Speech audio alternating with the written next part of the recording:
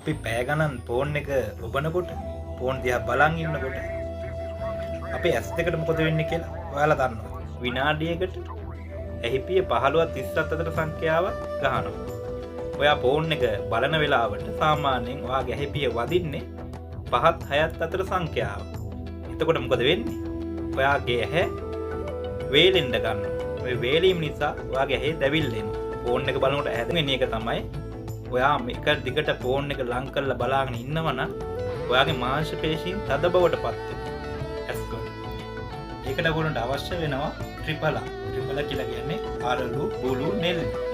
මෙත්‍රීදී ඔයගොල්ලෝ වතුර කෝපයක් අරගෙන ඒකට තේහැඳි භාගෙ ගන්න අරලු, බුලු, නෙල්ලි. මෙන්න මේ කියන චූර්ණ වලින් කුණු වලින් දාගන්න. මේක දාගෙන වහලා තියන්න. උදේට ඔයගොල්ලෝ මේ ටික අරගෙන පිරිසි තුලදී කෑල්ලක් අරගෙන මේ වතුර ටික පෙරා ගන්න.